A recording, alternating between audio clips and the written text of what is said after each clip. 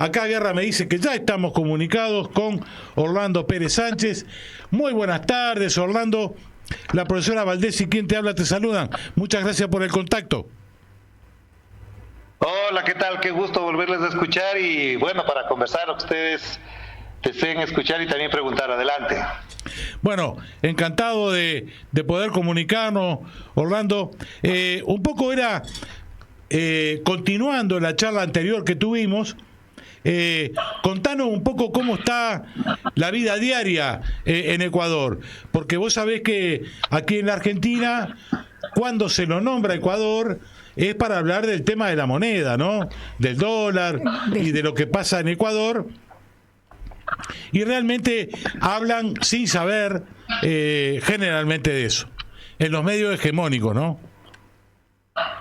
Claro. A ver, yo te diría que una de las cosas más complicadas y más complejas de este momento es tratar de explicar cómo sobrevive un país en medio de una crisis económica tan fuerte, en medio de una violencia tan complicada, con la posibilidad de hacer un ajuste neoliberal mucho más profundo y mucho más ortodoxo del que esperábamos que hubiese ocurrido con un Noboa que aparentemente parecía moderado, con ideas progresistas en algunos temas, que era ecologista, que decía que no había que explotar la Amazonía, etcétera.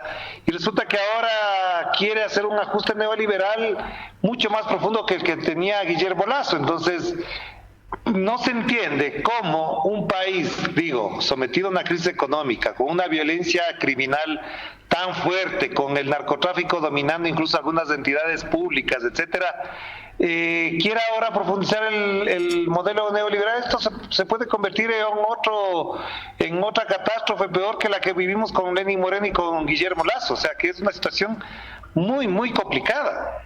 Claro, yo entiendo. Ahora, ¿cuál es la lógica de esto? Porque la verdad que no se entiende. A mí me gustaría preguntar qué pasó en definitiva con los Estados Unidos, porque ya el traidor Lenín Moreno les había dado la isla de San Cristóbal en el archipiélago de Galápagos, que es un área absolutamente que no se podía tocar porque era el gran reservorio, sí, justamente.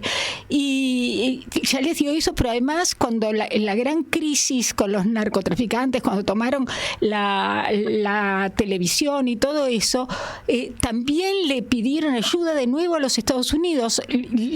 ¿Penetró más en el territorio ecuatoriano la mano negra del norte o sigue como antes? A ver, ese es el otro tema que queríamos abordar, porque, a ver, la primera parte, te digo, es del ajuste neoliberal, que tiene como una supuesta plataforma de justificación la violencia criminal que vive el Ecuador, pero eso no tiene ninguna justificación. Y frente a eso, la respuesta, que no es de ahora, eso sí hay que ser claro, si es una decisión que viene cocinándose, que se viene forjando desde el gobierno de Guillermo Lasso, son los acuerdos militares con Estados Unidos, que en realidad son dos. Uno para el control militar interno aquí dentro del Ecuador, que supuestamente es para combatir el narcotráfico, el terrorismo, el delito transnacional, etcétera. Y el otro es el otro es para supuestamente darle control marítimo a las aguas territoriales del Ecuador, que en realidad no nos hace falta, pero según Guillermo Lasso y ahora Daniel Noboa sí nos hace falta. En la práctica esto constituye, se los digo con absoluta sinceridad, esto es un proyecto de los Estados Unidos, no tiene ninguna otra razón de ser, no tiene otra justificación. Esto no solamente es un problema para el Ecuador, es un problema para la región.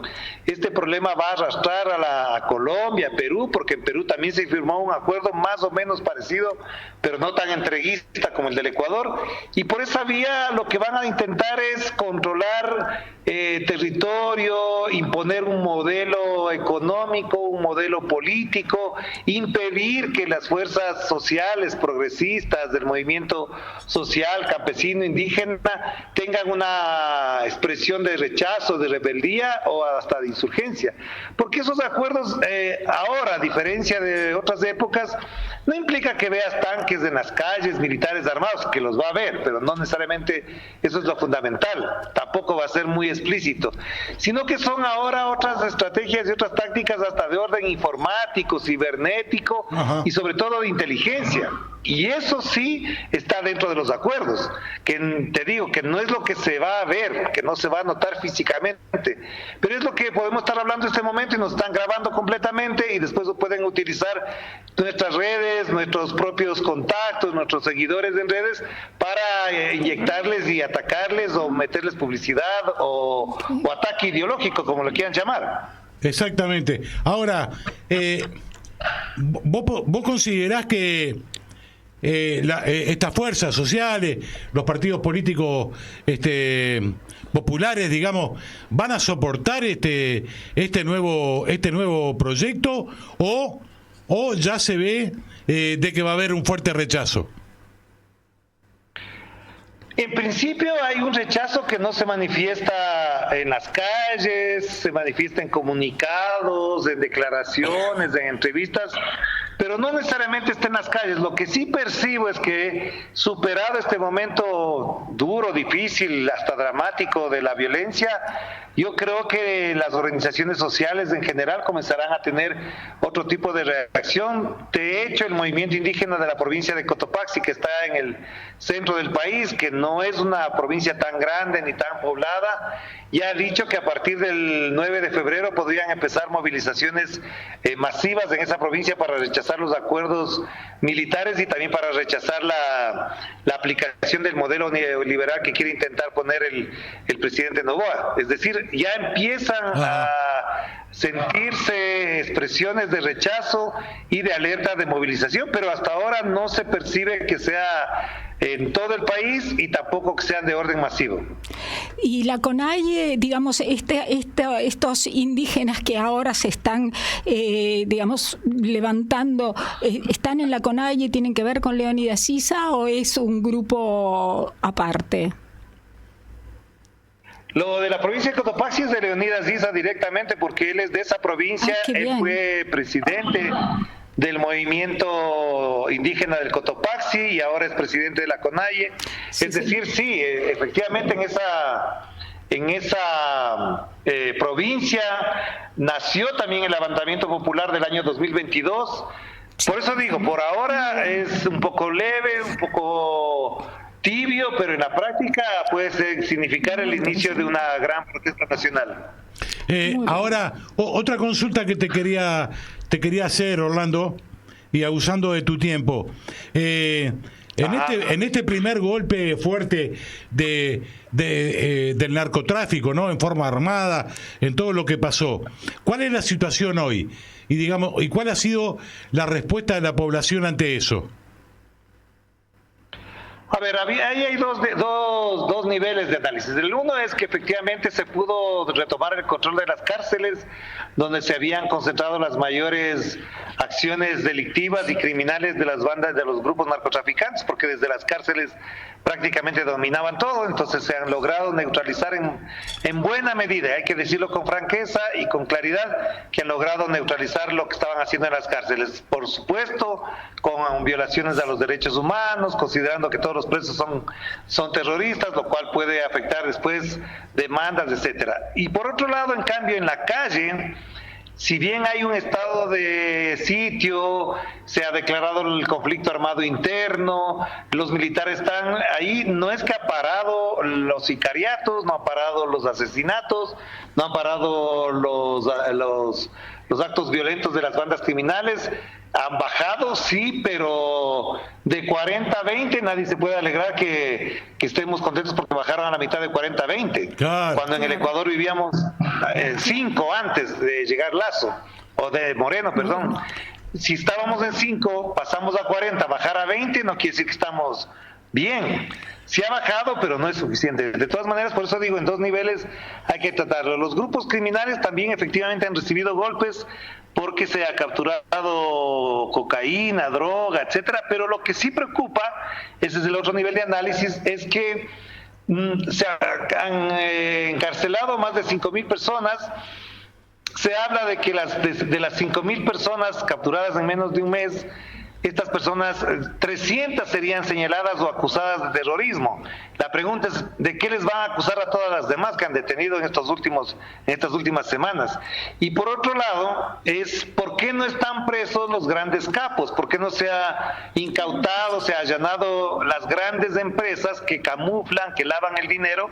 Porque efectivamente el lavado de dinero, creo que hablábamos la otra vez, es una de las cosas más fuertes que ocurre en el Ecuador. Solo el año 2023 hubo 8.000 millones de dólares, se calcula que se lavaron en el sistema financiero. ¿Quiénes son responsables de eso? ¿Dónde están los responsables de que tanta plata se lave por ahí? Eso es, por ejemplo, no se ha dicho hasta ahora nada. Entonces podrán meter presos a medio mundo, podrán capturar 20 toneladas, 30 toneladas de droga, pero el problema de lavado de activos no ha parado. Tampoco ha parado la exportación de droga en este país. Claro. Por último, ¿hay alguna repercusión? ¿Cuál es la repercusión política que ha tenido el triunfo de Bukele en estos días? Y el de Milei en Argentina. Bueno. Claro. Pero mira, algunos han querido compararle a Bukele con Noboa o a Noboa con Bukele, pero la verdad es que no hay un punto de comparación ahí por ningún lado, ¿no? Claro. Bukele gana después de más de 2 años, de 3 años, con un sistema mixto de que es palo y zanahoria, es decir, que ha tenido medidas de... que ha metido preso a medio mundo, que ha hecho incluso falsos positivos, etcétera, pero también ha tenido una actitud soberana, por ejemplo. No es que Bukele dependió de los Estados Unidos para hacer todo lo que está haciendo allá en El Salvador. En cambio, aquí parecería que todo depende de Estados Unidos para resolver los problemas de seguridad aquí.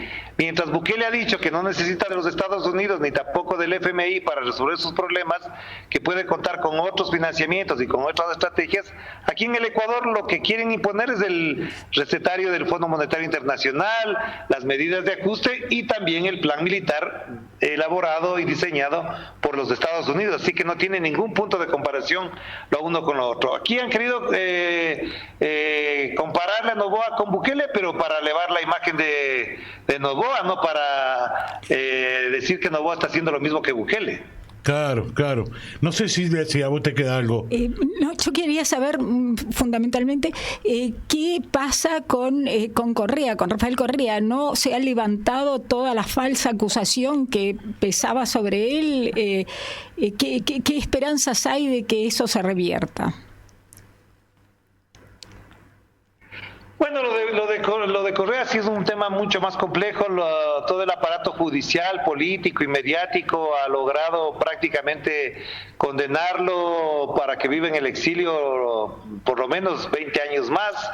No ha habido forma de que en el sistema judicial se hagan los procesos que se llaman de revisión de última instancia en la Corte de Justicia para que se pueda revisar las acciones ilegales, ilegítimas y fraudulentas que hicieron en contra de él. Entonces, hasta ahora todo se mantiene así.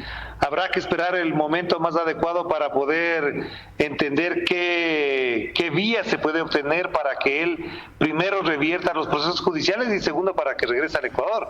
Pero eso lamentablemente es una situación bastante compleja. No se ve salida en el corto o mediano plazo, no se ve una salida a eso. Bueno, Orlando, muchas gracias por el contacto. Sabemos que estás sumamente ocupado, así que te queremos agradecer mucho tu aporte el día de hoy. Sí, fue excelente, realmente felicitaciones. Gracias a ustedes, un abrazo como siempre aquí a la disposición para cuando haga falta. Un abrazo enorme. Gracias.